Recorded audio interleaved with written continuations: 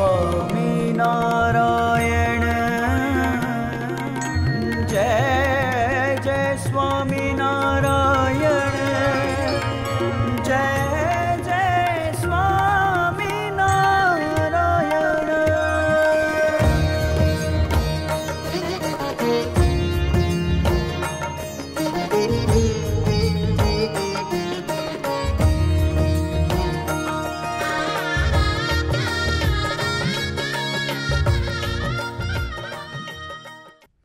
आज के अनुष्ठान शिविर के प्रारंभ में पूज्य देव हमें एक भजन सुनाएंगे।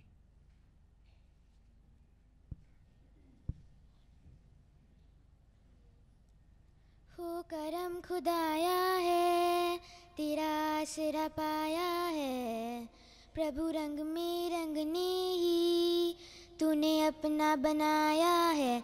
तू सबसे प्यारा खाविंद हमारा है, कामिल काबिल फलक का सितारा।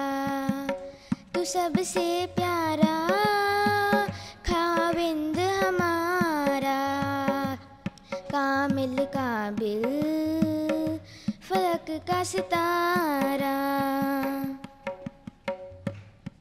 मैं सब छोड़ के जग के रास्ते बस आया हूँ तेरे वास्ते। तेरी मर्जी और तेरा स्वरूप पहचान लूँ। सब कुछ मेरे लिए तेरे बाद हो, 100 बातों की बस यही बात हो।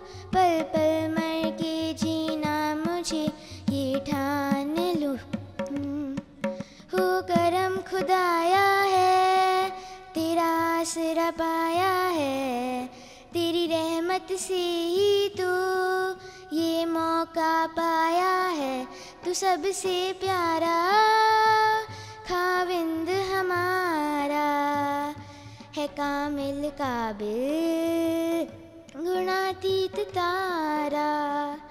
तू सबसे प्यारा खाविंद हमारा, बने हम तेरे जैसे तू है हमारा।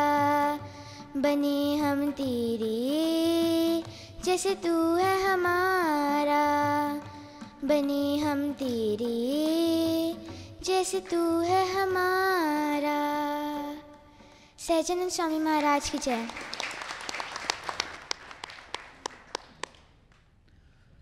सहजानंद स्वामी महाराज की जय। पूज्य आनंद स्वामी से प्रार्थना कि वे व्यासपीठ पर विराजमान हो, और पूज्य श्यामलाल जी से प्रार्थना कि उनका पूजन करें के हार अर्पण करें। उसके पश्चात ब्रह्म प्रवाह की पारायण की शुरुआत होगी।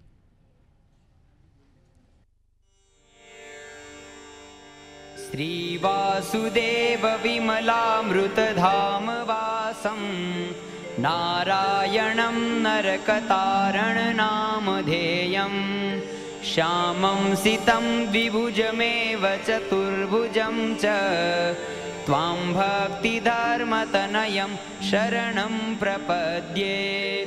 शिक्षार्थमत्र निजभक्तिमतां नराणां, मेकान्तधर्ममखिलं परिशीलयन्तम्। अष्टाङ्गयोगकलनाश्च महाव्रतानि, त्वं भक्तिधर्मतनयं शरणं प्रपद्ये। श्वासेन साकमनुलोमविलोमवृत्त्या, स्वान्तर्बहिश्च भगवत्युरुधा निजस्य। पूरे गतागतजलाम्बुदिनोपमेयं, त्वां भक्तिधर्मतनयं शरणं प्रपद्ये। हेलो, सहजानंद स्वामी महाराज की जय। ब्रह्म प्रवाह ब्रह्म स्वरूप परम पूज्य काका जी के पत्रों के हिंदी अनुवाद का संकलन।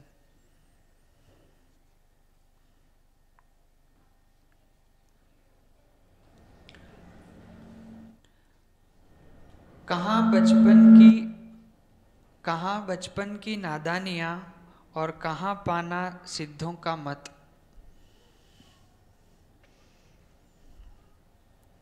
इस कहावत के मुताबिक प्रभु पाने के लिए साधना मार्ग की शिस्त, एकधारी श्रद्धा मार्ग के लिए डिसिप्लिन चाहिए, कि वो फिर श्रद्धा चाहिए मन के जवार बांटों के अंदर। ये तो कुछ होना नहीं है, मेरे बस का नहीं है, ऐसे जो नेगेटिविटी के विचार आते हैं उसके सामने जूझने की ताकत। अखंड जागृतता, कॉन्शियसनेस, सजागता,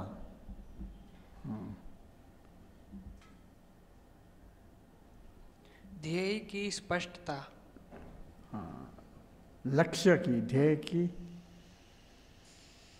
क्लैरिटी, स्पष्टता, कि भाई ये पाने के लिए जो ध्येय हमने सिलेक्ट करा है, लेकिन ये सब लुटा के ही पर पाएंगे।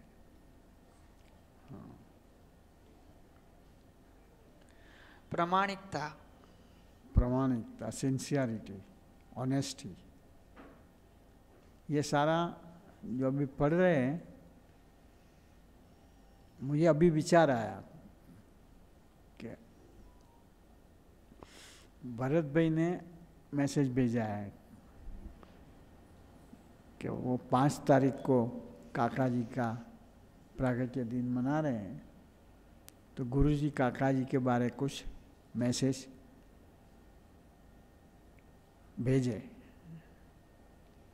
मुझे क्या लगता है कि भरत भाई स्वयं यह प्रस्तावना पढ़ के वहाँ समझावे, इससे बढ़कर कोई मैसेज नहीं हो सकता। तो ये सभा खत्म हुए या तो वो लिंक में सुन भी रहे होंगे, या राजू भाई या राकेश भाई भरत भाई को ये मैसेज जरूर कन्वे कर दें कि प्रस्तावना में जो काका जी के बारे पूरा आखिर तक पढ़ोगे, मुझे याद आता है कि काका जी ने जो गुणातीत समाज के सर्जन के लिए परिश्रम करा है, और उसमें भी मेरी प्रगति के लिए, चैतन्य के विकास के लिए जो अपमाने सहन करे। जैसे मैं कह रहा दिल्ली का सेंटर, हम 10 साल तक आते रहे, जाते रहे, आते रहे, जाते रहे, यहाँ कोई डेवलपमेंट होती ही नहीं थी। काका जी हमेशा भेजते रहते थे। और ये बात उड़ती उड़ती हरिभाई साहब के पास गई होगी। इन्होंने एकदम कहा कि अगर वहाँ ऐसी कोई डेवलपमेंट नहीं होती है तो वो सेंटर क्लोज कर दो, उसके पीछे परिश्रम करने की ज़रूरत क्या है। एक्चुअली हरिभाई साहब का कहना उस समय ऐसा था कि मुकुंद के विकास के लिए अगर करते और वहाँ वो कोई डेवलपमेंट ही नहीं कर पाता तो ये सेंटर बंद करो। काका जी के दिल में मेरा प्रति कैसा पक्ष होगा जिसको कहो, या दूसरी ओर देखें कि कैसे वो आर्षदृष्टा पुरुष हो गए कि भले अभी विकास नज़र नहीं आता है, लेकिन आगे जाके दिल्ली का सेंटर सभी के लिए एक एडमायर का विषय बन जाएगा। देखो ये थे काका जी। काका जी तब बोले भी थे कि विकास होता है नहीं होता है उसे क्या पूछना जरूरी है, पैसे का खर्च तो मैं करता हूँ। बिगड़ के बोले थे। ये ख्याल आता है कि हो मेरे लिए वो सबके साथ लड़े भी, सबको नाराज भी किए, लेकिन इनकी नज़र एक शास्त्री महाराज, जोगी महाराज, हाँ, कि वे पाटनगर के अंदर अपना अक्षर पुरुषोत्तम का सत्संग प्रगट का, प्रत्यक्ष का, वो करने की जो खेवना, संकल्प जिसको बोला जाए, इसे साकार करने में हमें लग पड़ना है। ये बात का मजकूर पकड़ के हमें भी एक बात ठान रखनी चाहिए कि प्रत्यक्ष स्वरूप के, प्रगट स्वरूप के मर्जी में, हाँ, उसकी जो इच्छा हो वो करने में हम लग पड़े, वो ही जीवन की सार्थकता ही नहीं, जीवन की धन्यता है। ऐसा बल, ऐसी बुद्धि, ऐसी प्रेरणा, ऐसी शक्ति स्वामीनारायण भगवान सभी गुणातीत स्वरूप हम सबको देते रहे, ये आज के दिन हम प्रार्थना करें। हाँ, अब पढ़ो।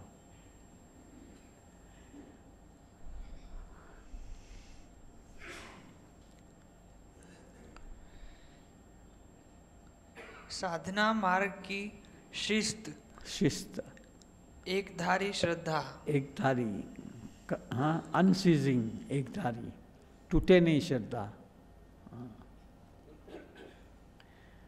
अखंड जागृतता, हाँ, अलर्टनेस, हाँ,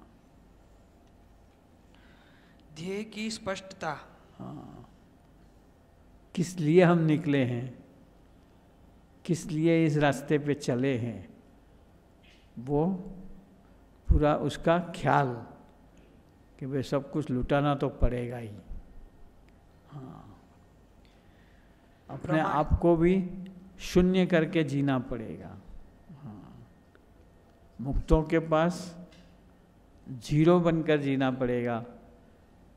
मुक्तों को एहसास करा देना चाहिए कि हम मानते हैं कि वे सही है, हम गलत है, हम सही होने के बावजूद भी ऐसी सिचुएशन आ जाए जहाँ हमें ये शो करना ही पड़े, शो करना पड़े तहे दिल से कि भाई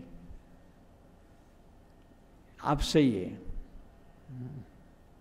हाँ, प्रामाणिकता, ऑनेस्टी, सिंसियरिटी, महाराज के प्रति की, गुणातीत स्वरूपों के प्रति की,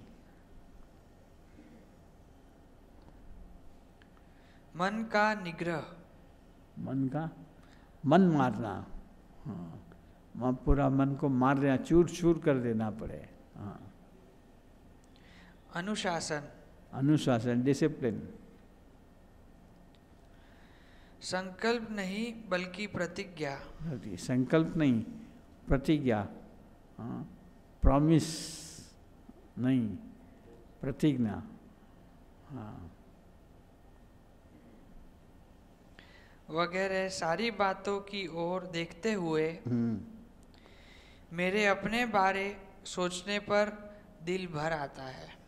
ये सब तो मैं कर ही नहीं पाता, हाँ, हमारा सब जीवन सबका लगातार एक फ्री बर्ड जैसा है, वो पिंजरे में कैसे बैठा रहे, हाँ,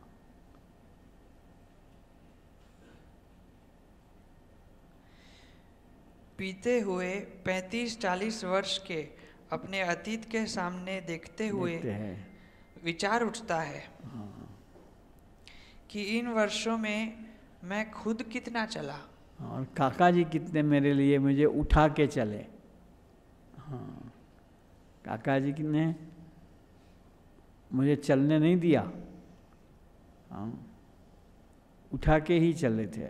वो नहीं एक फुटप्रिंट का पिक्चर था, हाँ, वो ख्याल पड़ता था, हाँ, कि भाई ये काका जी, पर काका जी कहते मैं तूने गोद में लेके चला हुआ हूँ, हाँ,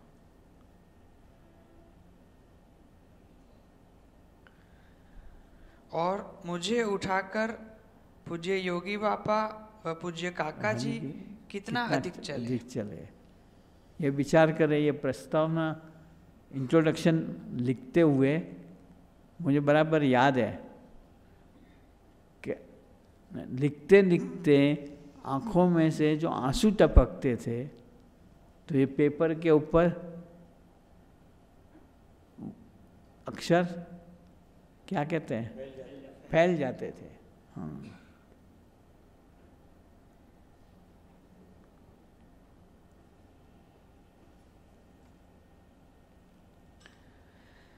पद चिन्ह में मेरे थे पर पाँव उनके थे। पाँव उनके थे। शो ऐसा करा कि मुकुंद चला, लेकिन एक्चुअली तो चलते वो थे। हाँ,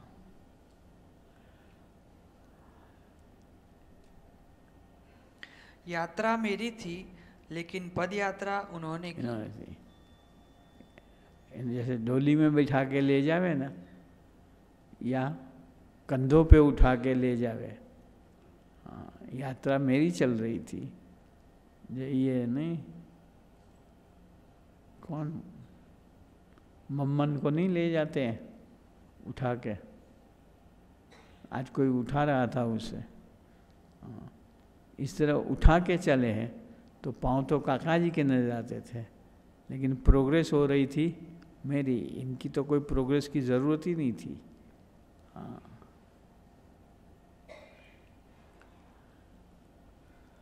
और इसलिए ही खूब भाग्यशाली हूँ कि मेरी साधना पूज्य काका जी की सेरे छाया में हो गई।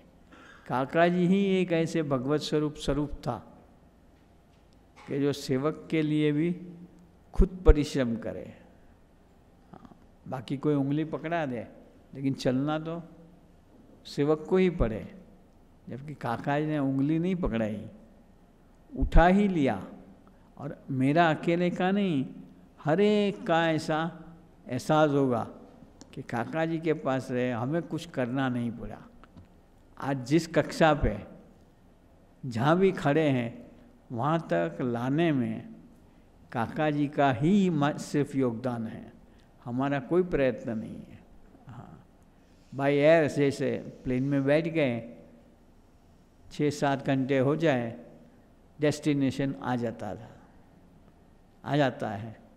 इस तरह हम काका जी की गोद में बैठे, सो भी गए होंगे। हाँ, हमें कोई साधना नहीं करनी।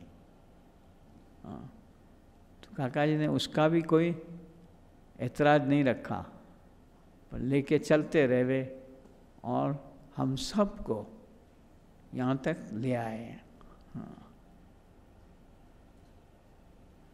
हम भूल से न माने कि हम बंदर आ रहे हैं, हमारी इच्छा से आ रहे हैं। हाँ, इच्छा शुरुआत में हुई होगी गुलाबी सत्संग में, और फिर तो बाद में ऐसा रहा होगा ना, ऐसा सत्संग हमें नहीं करना है। हाँ, पर तब भी जबरदस्ती कह दो, प्रेम से कह दो, उठा के कह दो, हमें यहाँ तक खींच के लाए, वो हर एक का एहसास है। हाँ,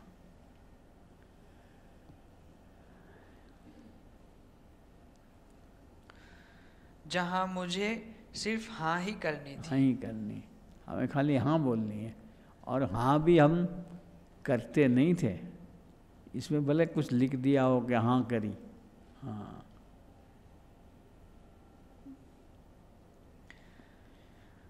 बाकी सब कुछ स्वाहा तो उन्होंने किया। और यह भी तो अर्ध सत्य ही है ना, अर्ध सत्य, कि मैंने उनकी सारी बातों में तुरंत हाँ करी थी। अर्ध सत्य, कितनी बार मुझे नहीं करना है, मुझे नहीं चलना है। हाँ, क्योंकि उनकी बातों को अधिकतर तो मैंने ना ही करी है। पर मेरी ना के अक्खड़ अवरोध को हाँ में बदलने पूज्य काका जी ने कितना अधिक और कैसा धीरे धीरे कैसे मोल्ड करा है, वो कल्पनातीत है। कि ना बिल्कुल स्टॉन्च ना, अक्खड़ ना, उसको भी कि नहीं, प्रेम से कथा कर कर करके, लेटर्स लिख लिख लिख के। हाँ, आज कोई बात करता ना, लेटर लिखना, इसमें काफ़ी एनर्जी जाती है। हाँ, पूज्य काका जी ने कितना अधिक और कैसा छिपा परिश्रम किया। हाँ, छुपा सम। हाँ, कितना भजन किया। हाँ, अपने लिए इन्होंने भजन कराए, रात को जग जग के भजन कराए। हाँ, कईयों को ख्याल होगा, पुराने जोगी काका जी रात को बैठ के खूब भजन करते थे। हाँ, कितनी कथा करी। पप्पा जी भी रात को बैठ के बिस्तर पे ध्यान में चले जाते थे। और वो इनको ध्यान क्या करना था, हमारे लिए करते थे। महाराज को प्रार्थना करते थे, योगी जी महाराज को विनती करते थे। हाँ, कितनी कथा करी। हाँ, कथा तो सुबह 6 बजे से लेके उठे। हाँ, शेविंग का रेजर हाथ में लिया है, कथा चालू। वो रात को ताश खेले तब तक। हाँ, कितने सारे पत्र लिखे। हाँ, लेटर्स कितने लिखे। कितने और कैसे कैसे आशीष बरसाते ही रहे। बरसाते रहे, बल देने के लिए। हाँ, असल में मैंने जो बात करी ना कि हम अपनी ताकत से आगे नहीं आए हैं, इनके आशीर्वाद से ये सब विकास हुआ, प्रगति हुई, एक डेवलपमेंट हुई है।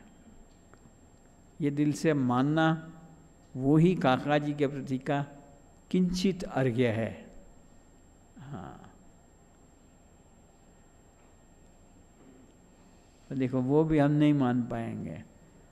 हाँ, एलिमेंसी अपनी रहेगी, या गुस्सा आएगा कि क्या हमने कुछ करा ही नहीं। हाँ, हमने आपकी इतनी बातें तो मानी। हाँ, हमारा मन नहीं मानता है तब भी हम यहाँ आते तो है। लो, पिक्चर देखने जाते हैं, वो पिक्चर पसंद नहीं आता हो तब भी बैठे तो रहते हैं ना कि चलो आगे अच्छा आएगा कुछ। हाँ,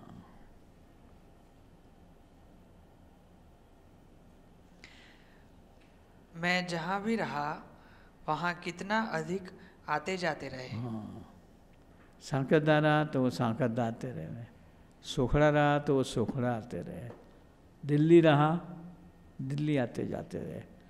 हाँ, और वहाँ के समाज को वो मुझे साहिबूत रहे।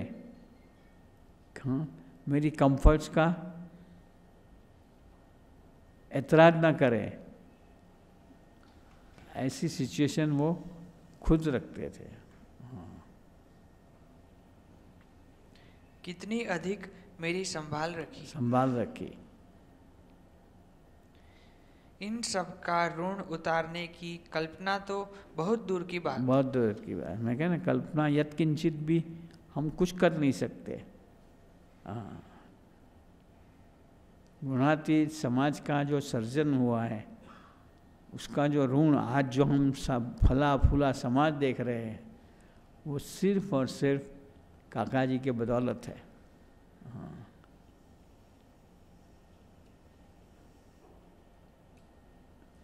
पर जब से पूज्य काका जी के संपर्क में आया तब से मुझे उनके प्रति विस्मय व प्रीति रही है। एक विस्मय, काका जी की हर चेष्टा बुद्धि से परे रहती थी।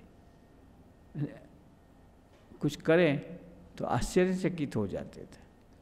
हाँ, लेकिन लगता था कि ये आशीष बरसा रहे हैं। हाँ, इसलिए ही तो किस प्रकार उनको अंतर में हाश दे सकूंगा, इसी विचार और भावना में डूबा रहता था कि इनकी बातें ही समझ नहीं आती। हाँ, इनकी क्रिया ही मुझे इस ख्याल में नहीं आती है। मैं कैसे समझूंगा कि मैं ये करूं तो काका जी राजी होंगे। हाँ, लेकिन हमसे ज़्यादा भरोसा इन्होंने हम पे रखा है। हाँ,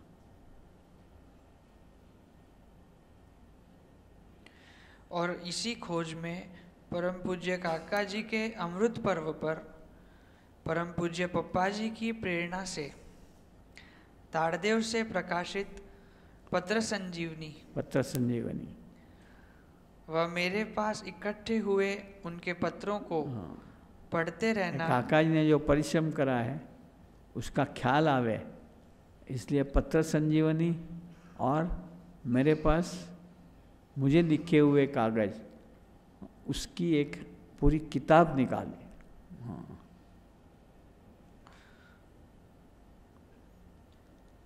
मेरे लिए मानो एक व्यसन सा बन गया। हाँ, पढ़ते रहने का, कुछ मिल जाएगा, कुछ मिल जाएगा अंदर।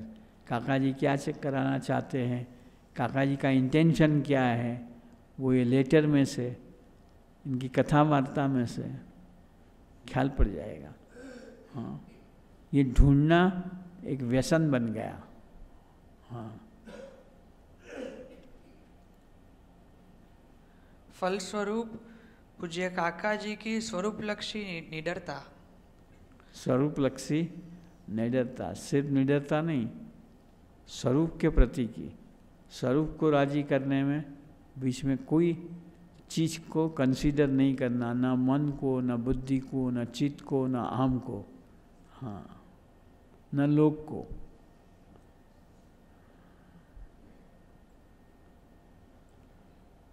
महिमा अक्षर पुरुषोत्तम के प्रगट व प्रत्यक्ष के तत्व ज्ञान की स्पष्ट समझदारी। माइथोलॉजिकल क्लैरिटी, अक्षर पुरुषोत्तम के प्रगट के सिद्धांत की कुछ कुछ झांकी हुई। गुणातीत ज्ञान की चाबियां, गुणातीत ज्ञान, स्वामी को, प्रत्यक्ष स्वरूप को कैसे राजी करना, उसके होकर कैसे रहना, हाँ, इनको अपना कैसे बनाना, हाँ, वो सारी काका जी के पास से सीखने को मिली। माया व प्रकृति की यथार्थ पहचान, हाँ, माया का, प्रकृति का तांडव, हाँ, और उसे बच के प्रभु के होके इसे कैसे रहना, वो दोष या बारीक बारीक स्वभावों का सम्यक दर्शन। हाँ, झीणी झीणी कसरों, इसे बारीक बारीक स्वभाव दोष बताया है ना, झीणी झीणी कसरों, हाथ, मान, ईर्ष्या, असूया, हाँ, उसका स्पष्टीकरण।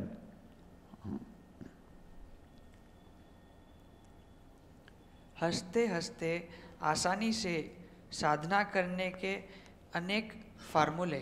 हंसते हंसते साधना करने के, हाँ, हम सब देखेंगे। अभी यहाँ तक भी जो आए हैं वो हंसते हंसते आए हैं, हाँ, आनंद सूरत भाव से। और इसका तरीका ऐसे समाज में रख देते हैं कि वो समाज के सिवा हमें चैन नहीं पड़ेगा, न वो समाज को भी हमारे बिना खालीपन लगेगा। मानो हम नहीं आएंगे तो पूछेंगे, जैसे एक परिवार का पूछता है ना, ऐसी पारिवारिक संबंध बना दिया, आपस को गूंथ दिया एक दूसरों के साथ। हाँ, हमारे उत्थान के लिए उनकी लगन, सारा करा इन्होंने, तब भी हमारे कितने नखरे इन्होंने सहे होंगे। हाँ, हम नहीं जावे तो मनाने आवे, पूछपाछ करावे, अरे आ जाओ भाई, अरे आ जाओ, वो भजन करें हमारे लिए। हाँ, उनकी खानदानी, हाँ, ये इनकी खानदानी थी। उनका औदार्य, उदारता, अति उदार रे, महाराज के लिए नहीं, चेष्टा में अति उदार रे, स्वभाव छे स्वामी नो पर दुखारी रे। हम अपने दुखों में से कैसे बाहर आ जावे, उसका उदारता से हल निकाले। उनकी व्यथा, हाँ, इनको भी एक व्यथा थी। हाँ, व्यथा, इनका काम सिद्ध नहीं होता है इतना नहीं, लेकिन हमारा समय बिगड़ता है, हाँ, उसकी इनको व्यथा थी। हाँ, और वो हर एक ऐसे विभूति पुरुषों को रहता ही है।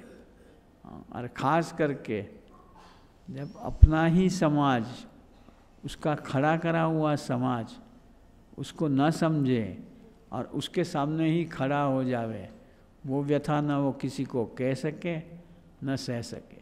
हाँ, उनकी वेदना, उनकी वेदना, कष्ट, दुख, भीतर का दुख। हाँ,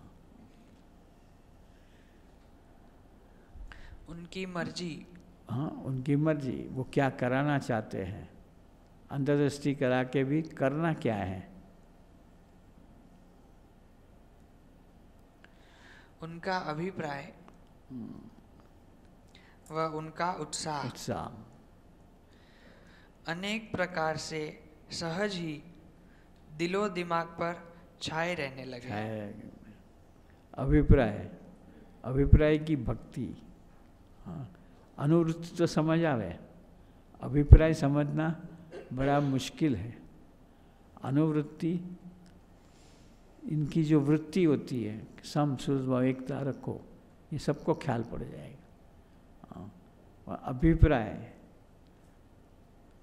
अभिप्राय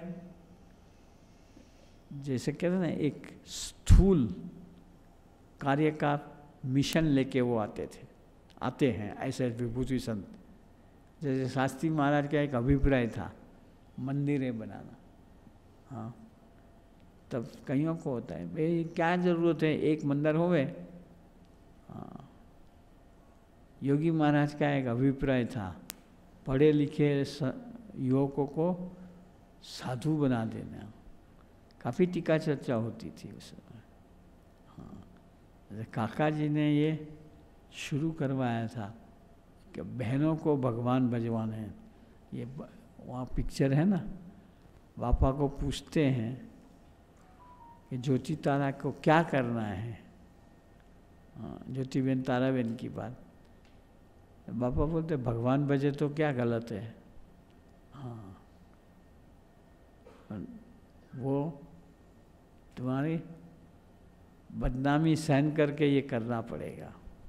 हाँ, काका जी कहते हैं बापा आप राजी हो तो हमारे कोई इश्यू है ही नहीं प्रेस्टीज का।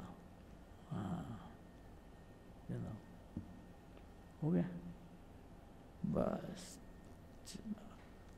अब श्यामलाल जी की बारी है। मार्क कर रखना, आगे कल पढ़ेंगे। गजानंद स्वामी महाराज की जय। पूज्य श्यामलाल जी से प्रार्थना कि वे अपने अनुभवों का लाभ दें, महात्म्य दर्शन कराएं।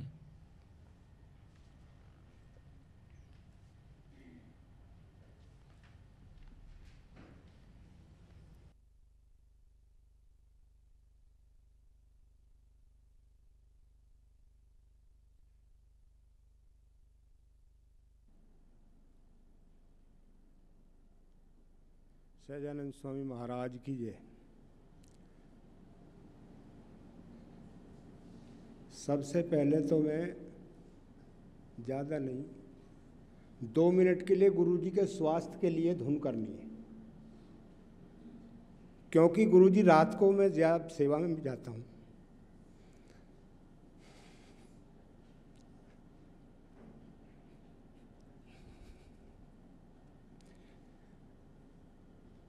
तो कभी कभी ऐसा होता है गुरुजी पूरी रात नहीं सोते। धुन तो रोजाना होती है, लेकिन ये स्पेशल धुन गुरुजी के स्वास्थ्य के लिए इस शिविर में ये अनिवार्य है। तुम 2 मिनट की धुन गुरुजी के लिए करनी है और ज़्यादा नहीं।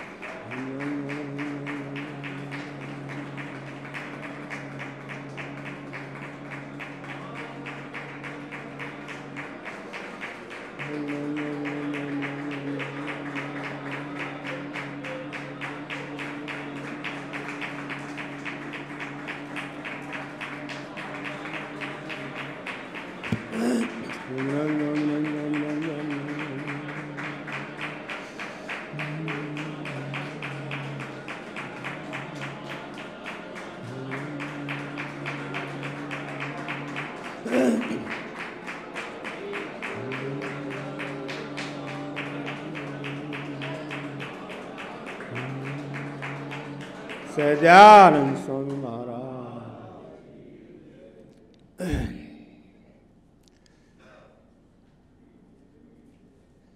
देखिए, गुरुजी तो सभी भक्तों को राजी करने के लिए, आनंद करने के लिए ही, जबकि हम चाहते हैं गुरुजी राजी हों, लेकिन गुरुजी उल्टे भक्तों को राजी करते हैं। रात को भी कोई सोने के लिए भी फ़ोन कर करके बुलाते हैं। सोचो इस बात, क्योंकि भक्तों को आगे ले जाने के लिए, हमें कुछ लाभ देने के लिए, भगवान के रास्ता चलाने के लिए, जो कि हम इस व्यवहार में उलझे हुए ना रहें। ये व्यवहार तो मिट्टी है, मिट्टी का कारोबार है, इससे कुछ मिलने वाला नहीं है। जगत के अंदर, मैं जगत के अंदर रहता हूँ, मैं जानता हूँ जगत में कितनी बड़ी बड़ी आपदाएं आती हैं। पूरा जीवन संघर्ष से गुजर जाता है जब तक इंसान जीता है। मैं तो सबसे बड़ा, जो मैंने किताबों में भी पढ़ा है, साधु सुखी संसार में जो नए संत हुए हैं, आजकल के नए लड़कियां साधु बनी हैं, उनका जीवन सफल हो गया।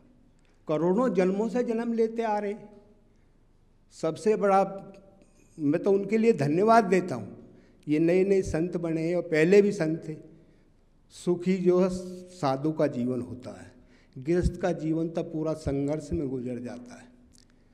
तो मेरा कहने का मतलब ये है, हमें ऐसे संत मिलें, इनसे जुड़े रहें, इनमें किसी प्रकार का मनुष्य भाव नहीं आना चाहिए। स्वामी ने जैसे कि लिखा एक जगह, सबसे अच्छे से अच्छा क्या, तो उसमें स्वामी ने जवाब दिया है, बड़े ऐसे सत्पुरुष मिल जाएं और उनका संग हो जाए, इससे बड़ा और कोई, इससे अच्छा और कुछ नहीं है दुनिया में। और बुरे से बुरा क्या, ऐसे बड़े संत में मनुष्य भाव आए, दोष दिखाई दें, इससे बुरा और कुछ नहीं है जगत के अंदर, दुनिया के अंदर। तो मेरा कहने का मतलब, ऐसे सत्पुरुष हमको मिले हुए हैं, इनसे जुड़े रहें, जो ये कहें इनकी आज्ञा में रहना, और हमें कुछ करने की जरूरत। सत्संग की तो बड़ी बड़ी किताबें रखी हुई हैं, पढ़ते पढ़ते पूरा जीवन निकल जाएगा। सत्संग तो ये ऐसा है, ब्रह्मा की उम्र तक भी सत्संग का वर्णन किया जाए तो भी पूरा नहीं होगा सत्संग। तो ये तो चलता रहेगा। सत्संग में ज़्यादा कुछ पकड़ने की, जो मैंने सीखा, ज़्यादा कुछ पकड़ने की ज़रूरत नहीं है। इसमें तो बस जो संत कहे उनकी आज्ञा में रहना। भक्तों में जो अपने भक्त हैं उनको अपना परिवार जैसा समझना, उनमें सुरत भाव मिलजुल कर रहना, यही सत्संग है। और क्या करना है? ये भगवान मेरे हैं, मैं भगवान का हूँ, बस ये मान कर जीते रहो, कुछ करने की जरूरत नहीं है।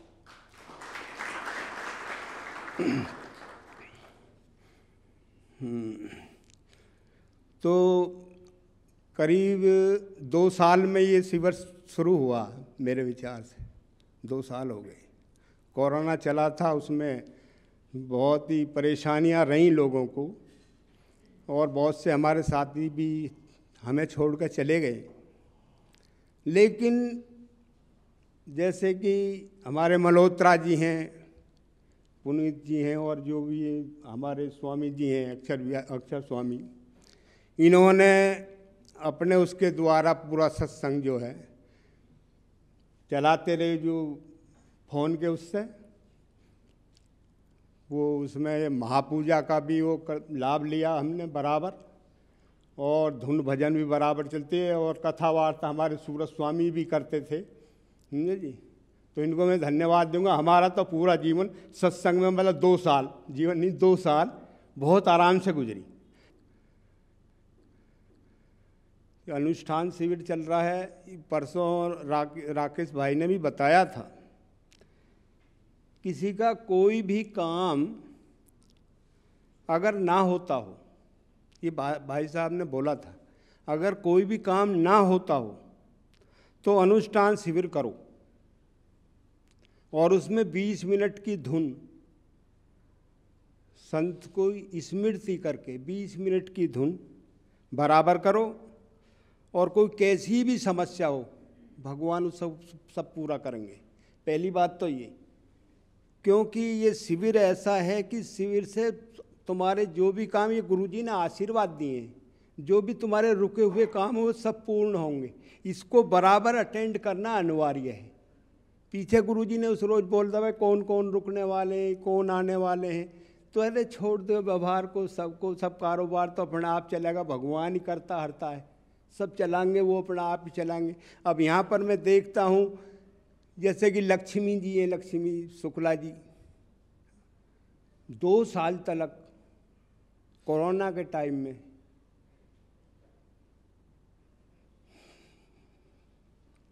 नक्षु है, सेवक हैं, बराबर गुरु जी के साथ रहे, बराबर सेवा करी। मैं तो उनके लिए धन्यवाद कहूँगा, समझे जी। ये थोड़ी बात नहीं है।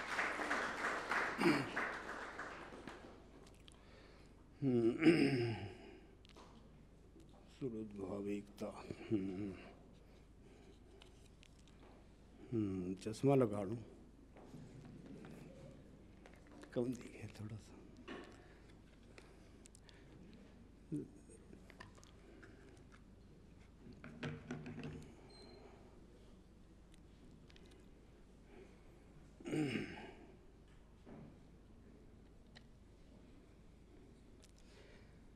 इसमें जीव चाहे कैसा भी हो, परंतु भगवान के भक्त में आत्मबुद्धि का होना, आत्मबुद्धि अतिशय प्रीति, भगवान के भक्तों में अतिशय प्रीति रखना, वो सत्संग है। और इसमें कुछ भी नहीं है, ये लिखा है। पीछे गुरु जी के प्रवचन होते थे, मैं जब लिखता रहता था ऐसी बातें।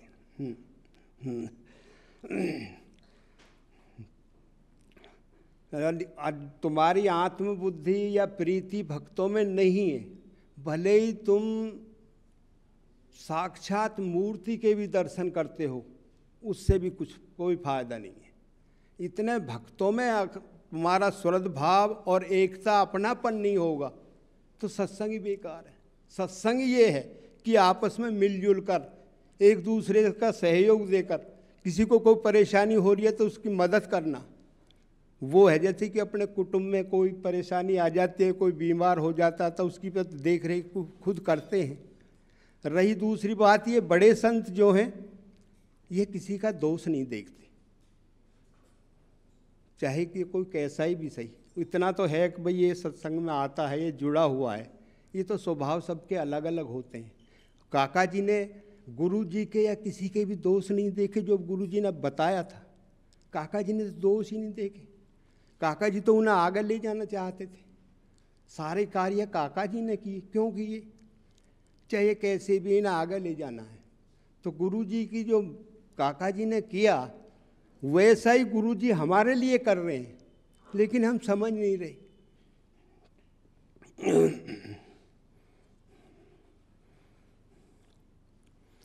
एक आपस में मिलजुल कर रहना और किसी का अपमान नहीं करना, क्योंकि अपमान, जो तुम किसी भक्त का अपमान करोगे, अपमान क्या क्या मतलब, जैसे ये भाई बैठे हुए हैं, ये उठ रहे हैं यहाँ से, खड़ा हो, उधर बैठ, या मैं बैठूंगा, एक तो वो एक अपमान हो गया।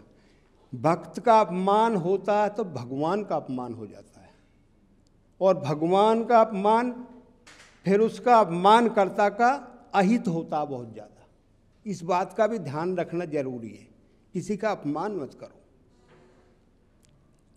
एक रोज़ ऐसा हुआ, चलो कई साल की बात हो गई, मैं अपनी बात बताता हूँ, मैं उसकी किसी वक्त का नाम नहीं लेता।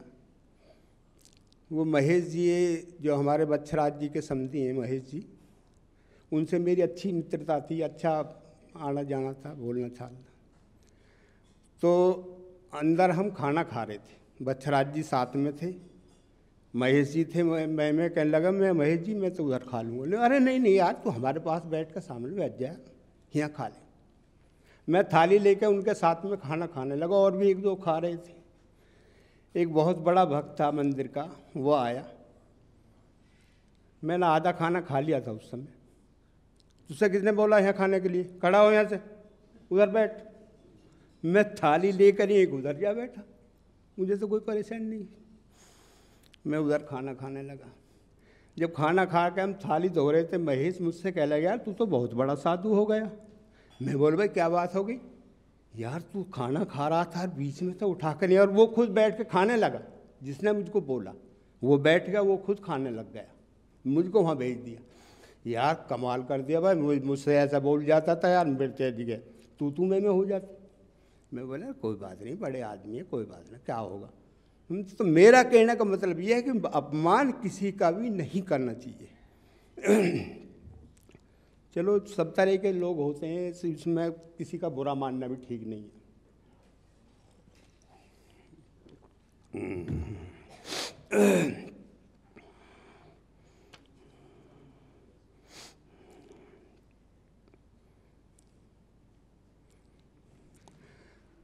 अपने गुणों में भी अगर दोष दिखाई देवे तो वो सच्ची साधुता है।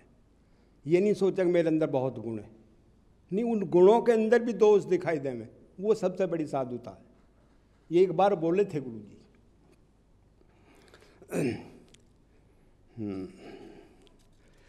परोक्ष की भक्ति तो सब करते हैं, जब परोक्ष जैसे राम कृष्ण आदि हो गई, उनको तो मान लेते हैं, मंदिरों में जाते हैं, मत्था टेकते हैं, प्रसाद चढ़ाते हैं, समझे जी।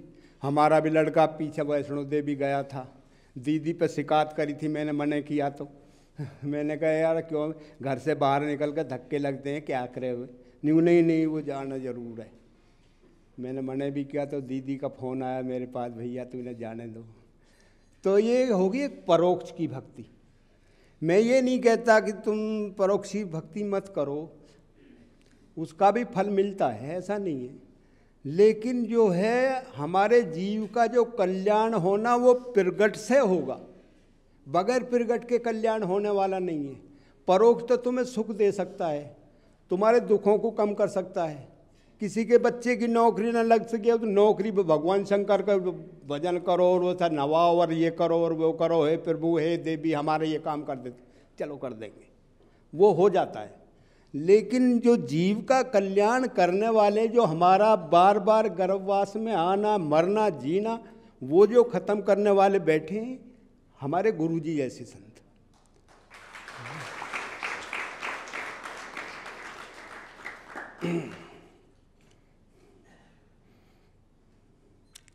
सत्संग हमें करना गरजू बनकर। हमें किसी भी काम की कोई गरज होगी तो करेंगे, तो सत्संग के लिए गरजू बनकर हमें जाना है, हमें शिविर में जाना है, इस प्रकार की गरज होनी चाहिए। ये नहीं अरे छोड़ो यार कल चलेंगे, अरे गुरुजी आज बुला रहे, नहीं कल नहीं, परसों गुरुजी मैं परसों आऊँगा, मुझे कुछ काम है, वो नहीं होना चाहिए। इनकी आज्ञा की अवहेलना नहीं होनी चाहिए, जो भी कहें वो करो, ये अपना आप संभाल लेंगे। वो पीछे एक वो मैंने प्रसंग पढ़ा था कि किसी पहले गांवों के ही सत्संग होते थे, शहर कहाँ थे ऐसे, गुजरात के अंदर भी गांव ही थे, सब गांवों से ही जुड़े हुए थे। तो महाराज जी उस समय मौजूद थे गढ़ड़ा के अंदर। तो महाराज ने किसी को भेजा ओम प्रकाश वाल को, अब जाओ फलाने गांव में जाओ, जैसा गुरुजी भेजते थे ओम प्रकाश जी हमारे गांव में जाते थे। उस समय मैं नहीं आता था, मैं जुड़ा हुआ नहीं था मतलब। तो इस तरह किसी को भक्त को भेजा, यार जाओ फलाने गांव के काफ़ी दिन से नहीं आए, उनसे कहो कि बस सत्संग में आवें। तो वो गए कहने के लिए। उनसे कहा अभी तुम जो चलो, महाराज ने बुलाए हो, जो भी है गांव में दो चार, उनसे कहा, उन्होंने कहा यार बाजरे की कटाई चल रही थी उस समय, तो बाजरे की कटाई चल रही थी। उन तो 3-4 ने कहा कि भाई हम तो यार बाजरा काट कर ही हैं कि यार इसे उठा कर ही है कि 2-4 दिन रुक कर आएंगे। उनमें से 2 भक्त कहने लगे यार आके काट लेंगे, देखी जाएगी, महाराज ने बुलाया तो चलो। तो 2 मंदिर पहुंच गए। मंदिर पहुंच गए, महाराज ने पूछा भाई वो फला नहीं आए क्या? महाराज वो तो बाजरे की कटाई चल रही है, उसे निपटा कर आएंगे। अच्छा चलो कोई बात नहीं आए तो कोई बात नहीं, फिर आ जाएंगे। महाराज तो बहुत दयालु थे। तो क्या होता, उस समय छोटे छोटे राज्य होते थे। उस समय जो छोटे छोटे राजा होते थे, 10-10, 20-20 गाँव उनके, 100 50-50 गाँवों के, ऐसे कुछ राजा होते थे अलग अलग। तो किसी राजा की फौज जा रही थी और फौज उस गांव के नज़दीक कर उनके खेतों में कर होती हुई जा रही थी। उसमें हाथी घोड़े थे, पैदल पलटन थी। तो वो जितने भी बाजरे के जो नहीं आए थे उनके खेतों को वो जो घोड़े और वो जो हाथी रौंदते हुए चले गए। बाजरा सब खत्म हो गया, खेत में टूट गया, सब रौंद दिया। और जो वो 2 भक्त वहाँ पर गए थे मंदिर में महाराज के, वहाँ पर महाराज की घोड़ी के चारों तरफ मेड़ पर जो पेड़ लगे हुए थे, महाराज ने उनकी अपनी घोड़ी से उनकी रक्षा करी, उनके खेतों को उनकी मतलब एक बाल का भी नुकसान नहीं होने दिया। जब वे 2-4 रोज में वापस आए, भाई सुनाओ, अरे सुनावा कहा यार भैया तुम मंदिर चले जाते तो ही ठीक रहते, हम तो ना इधर के रहे ना उधर के रहे। वो कहने लगे भाई क्या हुआ? अरे एक फलाने राजा की फौज आई थी, हमारे तो खेत में एक दाना भी नहीं छोड़ा, सब खत्म कर दिया। तो यार हम तो देख बस तुम्हारे खेत में एक बाल का भी नुकसान नहीं है, तुम्हारे खेत की महाराज ने रक्षा कर दी। तो उन्होंने जाकर देखा तो घोड़ी के पेड़ लगी हुई थी चारों तरफ, तो महाराज ने खुद जाकर रक्षा करी। तो मैं इस बात को कहता हूँ कि आप अपने कारोबार छोड़ करके गुरुजी के पास आओ, देखें क्या तुम्हारा बिगड़ता है, कितना बड़ा नुकसान होता है। ये बात कई बार गुरुजी ने कहा भी है, तुम्हारा जो करोड़ों का नुकसान होना मैं देखता हूँ कैसा नुकसान होता है, बोला भी है। लेकिन हम इस बात को मानते नहीं हैं, क्योंकि हम अपने मन के कहे में चलते हैं। मन के कहे में चलोगे दुख ही दुख है। गुरुजी बोलते हैं तो हमेशा संत के कहने में चलना चाहिए।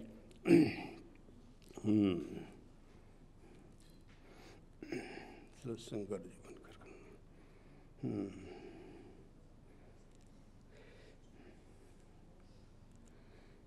एक सत्संग के अंदर नियम में रहना चाहिए। जो नियम में जैसे कि हमें 11 नियम बताए हैं और संतों के लिए पंचवर्तमान बताए हैं, तो उन नियमों का पालन करना जरूरी है। नियम में नहीं रहेंगे, अब जैसे कि मैं गाड़ी लेकर जा रहा हूँ और लाल बत्ती में क्रॉस कर दूँ तो वहाँ पर नियम है, तुम्हारा चालान कट जाएगा। तो इसलिए अगर हम नियम से अलग चलेंगे तो दुख आएंगे। कहने का मतलब ये है।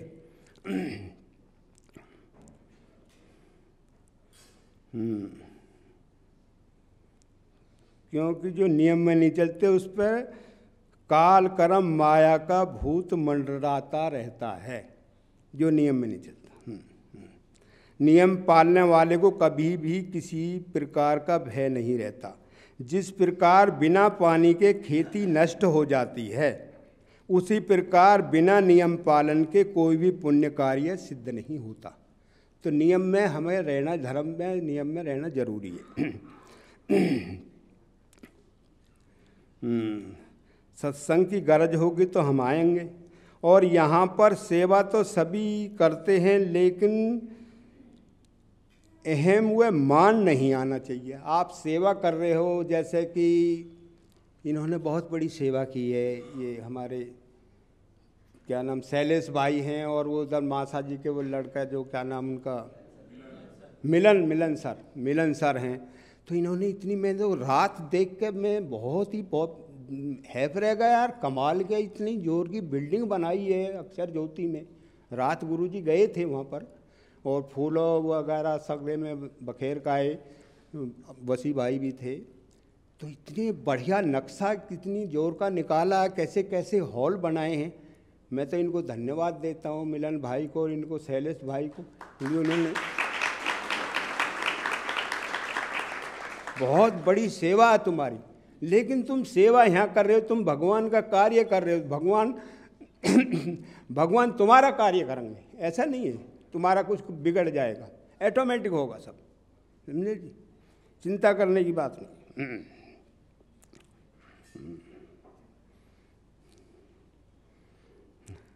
और ये सेवा तो बहुत बड़े पुण्य वालों को मिलती है, कम पुण्य वालों को नहीं मिलती। ऐसे बड़े संत की सेवा कम पुण्य वालों को नहीं मिलती। क्योंकि मैं देखता हूँ यहाँ तो चारों तरफ बड़ी बड़ी कोठीन वाले बैठे हुए हैं, समझे जी। और जो कैसे कहते हैं कि करोड़ों रुपया खर्च करने पर भी ऐसे साधु नहीं मिलेंगे। करोड़ों रुपया खर्च करने पर ये मनुष्य देह नहीं मिल सकती।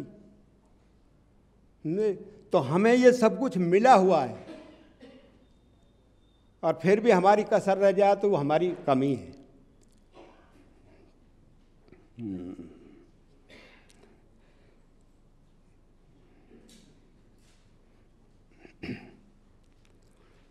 तो भगवान श्री कृष्ण ने वैसे कहा है कि तप करो, जप करो, दान करो, व्रत करो, उससे मैं वश नहीं होता, जितना मैं सत्संग से वश में होता हूँ। भगवान जो राजी होते हैं वो सत्संग से ही होते हैं। सत्संग बड़े संत का संग करना, वही सत्संग है। नियम में रहना, उनकी आज्ञा में रहना। तो ये श्री कृष्ण जी ने भी खुद कहा है।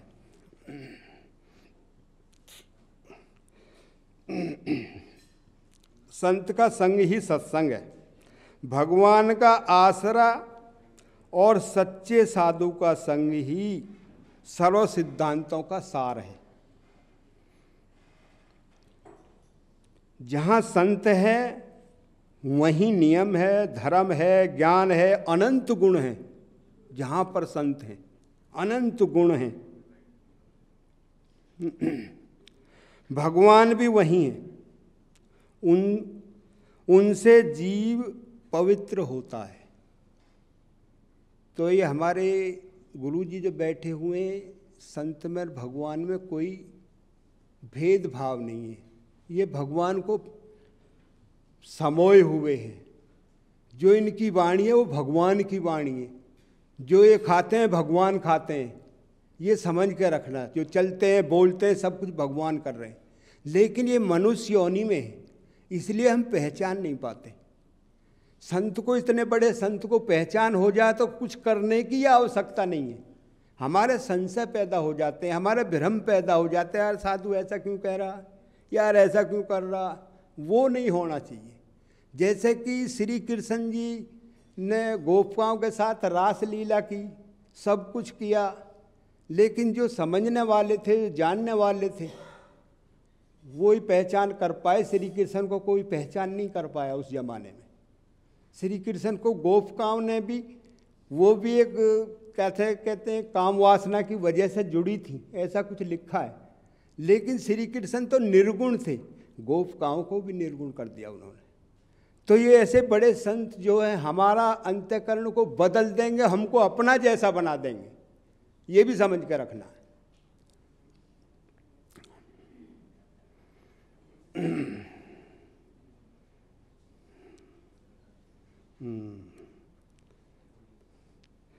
बड़े संत की संगत तो भगवान के साथ रहने से भी अधिक है।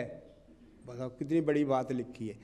बड़े संत की संगत तो भगवान के साथ रहने से भी अधिक है। ऐसे संत से अपने जीव को जोड़ना चाहिए, क्योंकि ये साधु भगवान में निरंतर रहते हैं। निरंतर मतलब लगातार, अखंड, ये भगवान में रहते हैं। तो भगवान के साथ से भी बड़ा संत बता दिया। ऐसे साधु का संग जो करेगा तो संग करने वाले में सच्चे साधु के सद्गुण आ जाते हैं। ऐसे साधु के संग करने से साधु के गुण मुमुक्षु के अंदर आ जाते हैं। जिसने बड़े साधु को वश कर लिया उसने समझो भगवान को अपने वश में कर लिया, कुछ करने की आवश्यकता नहीं है। इस साधु के पास आकर बातें सुने और जो बुद्धि वाले होते हैं वही साधु की ओर सत्संग को अच्छी तरह पहचानते हैं, वही साधु को और सत्संग को अच्छी तरह पहचानते हैं जो बुद्धि वाले होते हैं। कहने का मतलब ये है कि सत्संग में ज्ञान का होना भी जरूरी है, बगैर ज्ञान के भी हम अधूरे रह जाते हैं। ज्ञान कितना, इतना तो होना चाहिए कि भगवान मेरे हैं, ये संत मेरे हैं, मैं इनका हूँ, और तो ज़्यादा मतलब ज्ञान हो इतना तो होना चाहिए। कहते हैं ना आत्मा परमात्मा का ज्ञान होना चाहिए, तो वो ज्ञान होना चाहिए कि भाई साधु मेरा है और मैं इनका हूँ, इतना भी हो जाए यही काफ़ी है।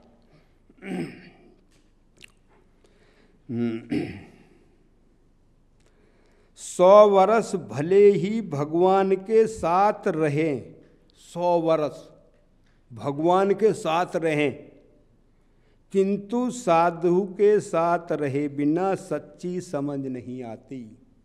बिना इस साधु के पास में रहे बगैर सच्ची समझ नहीं आएगी। भगवान के साथ जीवन भर रहते रहो, उससे कोई फायदा नहीं है।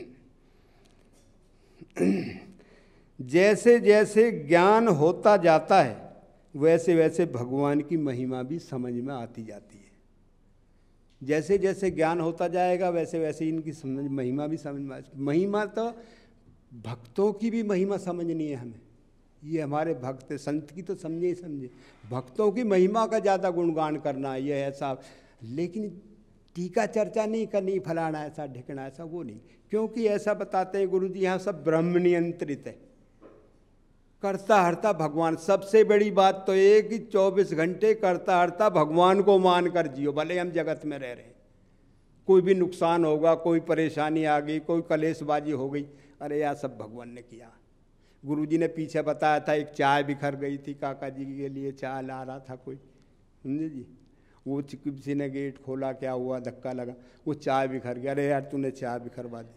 काका जी ने कहा क्या हुआ, किस तरह से चाय बिखरवा दी। अरे सब भगवान ने किया होगा। अजी नहीं, भगवान ने नहीं, इसने बखेरा। तो वो बात गुरुजी बता रहे थे, 2 दिन तक चलती रही। आखिर में उसको जो चाय लेकर आया था उसने आखिर में दूसरे दिन ये बोला जी वो सब भगवान ने किया होगा। तो काका जी ने उसको जो प्रसाद मंगाया और उसको अपने गले से लगाया। चल तो इतने तो समझ गए कि भगवान ने किया। तो जो करता हरता भगवान को मानेगा उसे कोई दुख आएगा ही नहीं, कोई चिंता ही नहीं होगी, कोई परेशानी नहीं आएगी। ये सबसे बड़ी बात तो भगवान को करता हरता मानना, पल पल के करता हरता वही है और उसके बगैर कोई कुछ करने वाला नहीं है।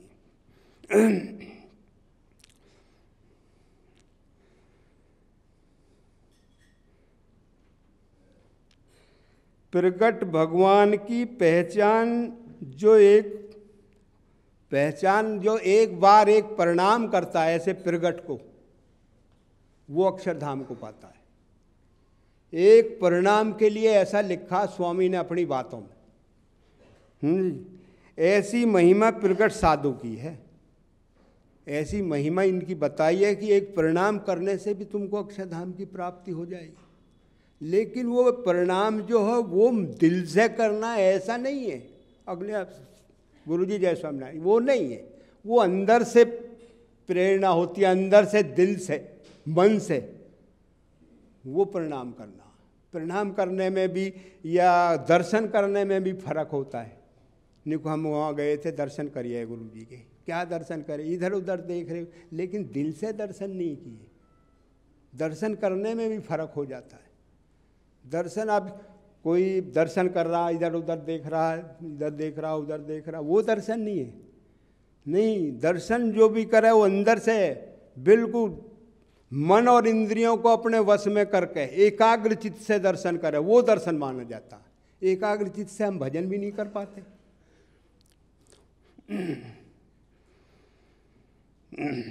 इसलिए भगवान और इस साधु के बिना अन्य को रखोगे तो असद गति मिलेगी। ऐसे साधु को, ऐसे भगवान को रखे बिना तुम्हें असद गति मतलब अच्छी गति नहीं मिलेगी। कहने का मतलब ये है। भगवान व बड़े संत को जिसने एक बार दंडवत प्रणाम किया उसका फल 10 अश्वमेघ के बराबर है। 10 अश्वमेघ। अश्वमेघ के बारे में मैंने ऐसा सुना है, कोई राजा जो है वो घोड़ा छोड़ता था, अश्वमेघ का घोड़ा, कोई और जो घोड़े को बांध लेता था उससे युद्ध करना पड़ता था और उसको हराना पड़ता था जब वो अश्वमेघ पूरी होती थी।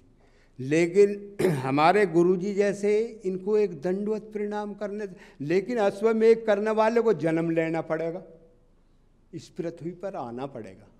लेकिन गुरुजी को दंडवत प्रणाम करने वाले को यहाँ आना नहीं पड़ेगा, उसको दोबारा जन्म लेने की आवश्यकता नहीं है।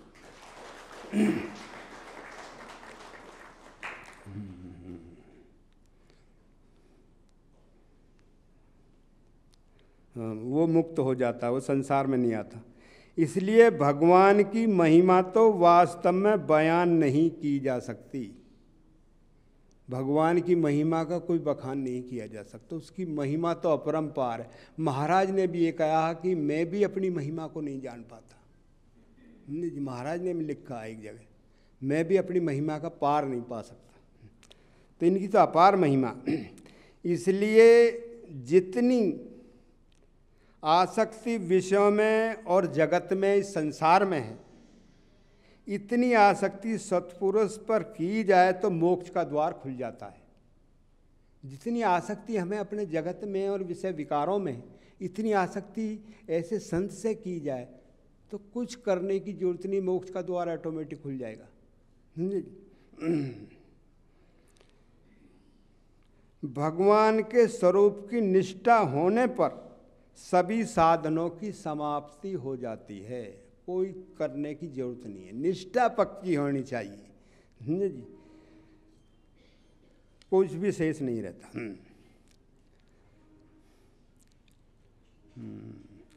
महापुरुषों के दोष देखने से जीव का पतन हो जाता है। ऐसे संतों के अंदर दोष नहीं देखना चाहिए, नहीं तो जीव का पतन हो जाता। जीव का पतन है, जैसा गुरुजी ने एक बार बताया, पतन कैसे हो जाता, जीव का तो पतन नहीं हो सकता। तो गुरुजी ने बताया था कि जीव का पतन जैसे कि पर्वत की देह दे दी, पेड़ पौधे की देह दे दी, पड़े रहो हजारों साल तक, तो वो जीव का पतन हो जाता है। तो ऐसे संत के अंदर दोष नहीं देखने चाहिए, ना ही कोई आक्षेप लगाने चाहिए किसी भी प्रकार के। जो संत कर रहा है उसमें दिव्यता देखनी है। फिर दिव्यता देखोगे तो ठीक है, अभी तुम दोष देखने शुरू करोगे तो तुम्हारा करा धरा सब बेकार चला गया। श्री कृष्ण जो गोपिकाओं के साथ जो नाचते थे, उनके कपड़ा न उठा कर ले जाते थे, देखने वाले यूँ कहते थे यूँ कैसा भगवान है यार, लड़कियों के साथ में डांस कर रहा है। लेकिन वो उसकी लीलाएं थी। तो ये गुरुजी भी अपने मानव स्वरूप में आकर अपनी लीलाएं दिखाते हैं।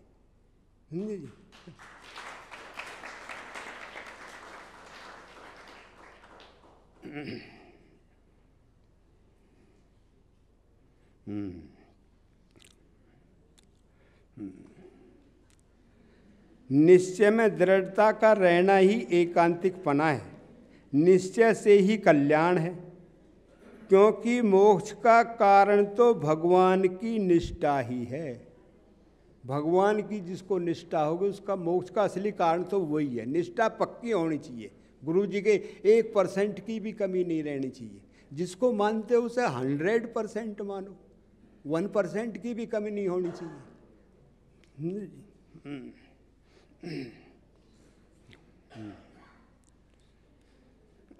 ज्ञान के साथ भगवान का स्वरूप जानना, यही दर्शन है। ज्ञान के दर्शन वो आई ना बात, ज्ञान के साथ ज्ञान होना चाहिए, बुद्धि का होना जरूरी है।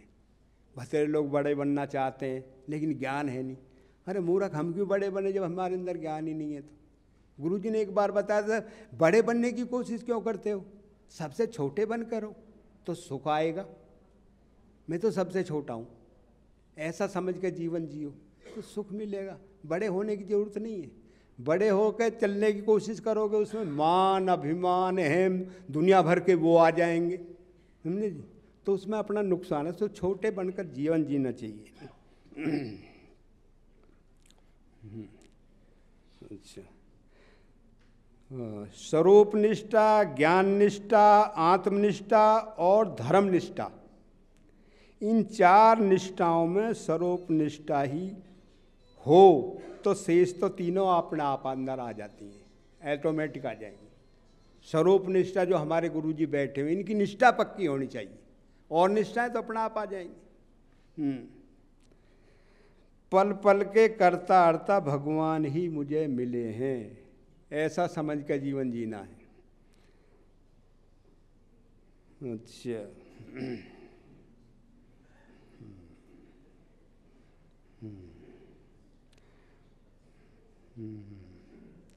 मनुष्य भाव आने के कारण, जिन कारणों से मनुष्य भाव आता है उसमें एक कारण बताएं स्वामी ने, किन कारणों से मनुष्य भाव आता है। तो लोक, भोग, देह और चौथा लिखा पक्षपात। लेकिन ये पक्षपात जो लिखा है, पक्षपात नहीं करना चाहिए। भक्तों में भी, साधुओं के लिए भी मैं कहता हूँ, संतों में भी, संतों को भी पक्षपात नहीं रखना चाहिए। भले हमारी को कितनी भी सेवा कर रहा सही, कोई बात नहीं, और दूसरा कोई कल से ही आया, परसों से ही आया, तो बराबर का भाव उसका भी होना चाहिए। पक्षपात के लिए तो ऐसा लिखा है स्वामी ने,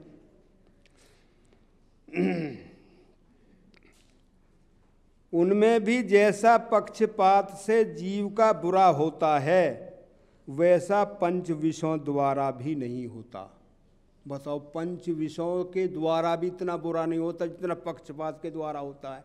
ये तो स्वामी गुणातीतानंद स्वामी ने बात लिखी है। तो दिव्य भाव और मनुष्य भाव एक समझना चाहिए। साधु के प्रति निष्ठा का भाव कभी भी नहीं बदलना चाहिए। अन्य साधना भले ही थोड़ी हो, लेकिन निष्ठा साधु के प्रति पक्की होनी चाहिए, कच्ची नहीं होनी चाहिए। तो अच्छा, 9 बज गए, 9 बज गए।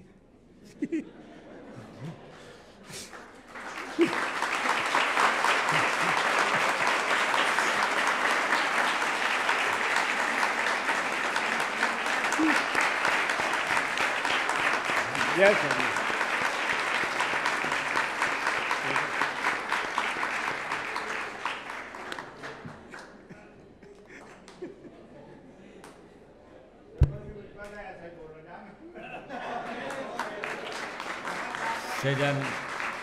सच्चिदानंद स्वामी महाराज की जय।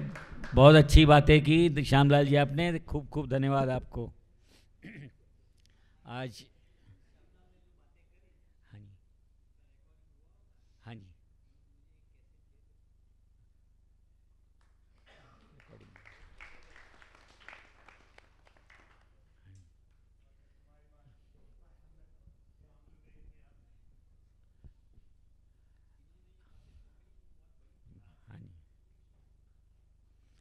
जी, आज पूज्य क्षेत्रज्ञ का जन्मदिन है, उसको खूब खूब बधाई। और वैसे ही पायल भाभी का भी जन्मदिन है, उनको भी खूब खूब बधाई। तो पूज्य क्षेत्रज्ञ से भी प्रार्थना है कि वो अपना प्रेजेंटेशन दे।